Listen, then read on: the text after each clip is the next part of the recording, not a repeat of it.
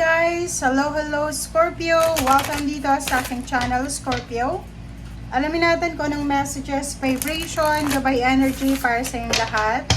So Scorpio, ito ay first week of April weekly tarot reading. Okay?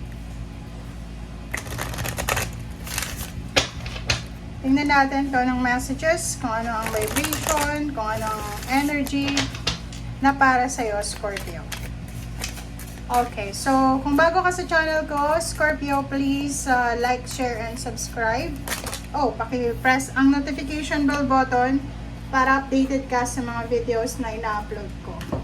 Okay, first card natin dito, Scorpio, is overcoming obstacles. So, sinasabi ng Brasio, Scorpio, na sa first week of April 2025, you can overcome anything. So, kung ano man itong pinagdadaanan mo, problema man yan, challenges, or test, trials, sinasabi ng Brasio na you can overcome anything. Lahat daw ay kaya mong solusyonan, sagutan, or pwedeng lahat ay kaya mong lampasan, or lahat ay kaya mong i-overcome. Okay? Thank you. Tingnan natin kung ano pa ang messages. Second deck na tayo, Scorpio. I hope na makuha mo yung energy. Pasensya na kung halimbawa nakakarinig kayo ng ingay. Kasi ako ay isang busy mama. Okay. Scorpio. Tingnan natin, ano ba ang messages, ano ba ang vibration na para sa'yo. Oh, sorry. Okay. So, anxiety and number 18. Okay, Scorpio. So, yung anxiety card na to, sinasabi ng barahan na pwedeng ito yung ma-overcome mo. Okay? So, sabihin na natin na marami kang parang iniisip. Nag-overthink ka, overanalyzing, sobra-sobrang namumroblema, parang ganon. So, namumroblema ka, hindi makatulog sa gabi siguro dahil sa sobrang pag-iisip. Isa yon, or eto yung pinaka mangyayari sa'yo this April of first week, ay pwedeng ma-overcome mo to. So, like for example, for the month of March, masyado kang nag-iisip ng negative, masyado kang nag-aalala. Okay? But, sa first week ng April, nakikita ko na lahat yan na iniisip mo ay posibleng masasagutan mo. Okay? May solusyon sa kung ano man to na iniisip mo. Parang gano'n yung sinasabi ng baraha. And, posibleng may mga solusyon ka na, Scorpio, sa mga anxiety, fear, or depression, or anything na pinagdadaanan mo sa buhay. Okay.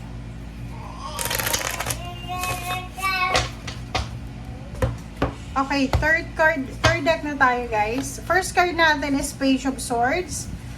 Ang Page of Swords natin is all about planning, information, action. So, nakikita ko sir dito is all about future plans.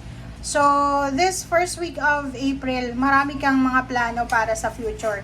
It's either pagta-travel, abroad, local, pag-adventure, parang ganon, pag-negosyo, additional income, or any unexpected na mga, or pwedeng hindi mo in-expect pero bigla-bigla mo lang na may isip, parang ganon.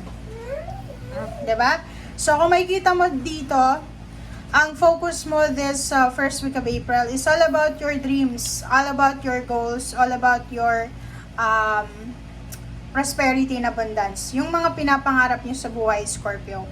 But nakikita ko sir dito na abot kamay mo na yung pangarap mo. Nakikita natin dito na hawak mo na kung ano to. So, parang sa first week ng April, makakatanggap ka ng sobrang magandang balita. Parang ganun. Napakagandang balita. Two of Coins, yun nga, kung may mga problema kayo sa pera, pwedeng yun yung rason kung bakit ka nagkaka-anxiety, bakit ka nagkaka-depression, hindi ka makatulog sa gabi, na-stress ka. And dito sinasabi is posibleng masolusyonan mo yung mga problema sa pera. maging maingat ka lang, Scorpio, sa paghahawak ng pera. So, parang sinasabi sa'yo dito na magtipid kung kinakailangan. May pera ka man or wala, i-manage mo ng tama yung pera mo. Usaping emosyon, nakikita ko sir dito na may hinihintay kang message. Pwedeng message from your mother, from your father, from your siblings, or from someone na malapit sa puso mo. And nakikita ko rin sa'yo, naghihintay ka ng confirmation this week para sa iyong decision making. So, may kailangan kang pagdesisyonan, but siguro hindi mo pa siya pagdedesisyonan this week kasi may hinihintay kang go signal. Parang ganun. Okay? Okay, next card natin is 9 of Wands. Nakikita ko yung iba na Scorpio, kung halimbawa kayo ay napapagod, yung parang makaramdam ka lang ng exhaustion, yung parang pakiramdam mo, pagod ka, antok ka, tinatamad ka, parang ganun. Normal yon dahil sa maraming retrograde. And until, ano kasi siya until April 7 yung retrograde. So, kung may nararamdaman kayong ganun, normal lang yun, okay? So, magpahinga, okay? The Chariot card sinasabi, this is the parang new beginnings or this is the action na pwedeng magdala sa'yo ng sobra-sobrang prosperity and abundance. So, nakikita natin dito yung travel plans, nakikita natin dito yung movement, yung relocation, nakikita natin yung development, and kung ano man tong gagawin mo ay posibleng magdadala to sa'yo ng pera. So, simula ngayong April 1, nakikita ko talaga sa'yo na sobrang magfo-focus ka, Scorpio, sa pagtitipid ng pera. So, yun, manageable naman yung pera mo kasi ang dami-dami mong plano eh. So, dito sinasabi ng bara sa'yo na magkakaroon ka ng sobra-sobrang confidence and determination and motivation by the end of the week. Kasi, sinasabi ng Queen of Swords dito na sobra-sobra yung kagustuhan mo na makaalis dyan sa sitwasyon, like sa mga financial problems, kung mayroon man, and sa anxiety na yan. Justice is a good karma. So, isang karmic justice, karmic freedom. Tingnan mo to. Ito lang na mga sa ilalim mo. Sabihin na natin, 2, 4, 6 cards. If ever nasa ganitong kang sitwasyon, recovery from any pain and heartaches or any recovery, sinasabi ng barahan na may mga karmic lessons, karmic justice, karmic contract na posibleng mangyari. So, mayroon ditong 6 of Wands, merong mga parang sinasabing victory, success, recognition, awards, rewards, or anything na successful.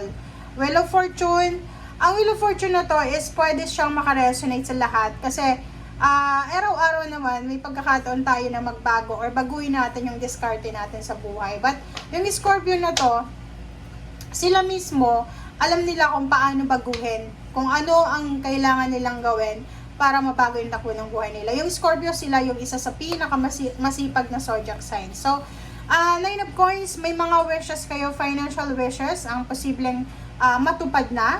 And nakikita ko yung good news about money. So, my good news about money is either offer of new job, offer of career, offer of love life, or any exciting offer ang posibleng matatanggap mo. Okay? Thank you guys for watching. Bye!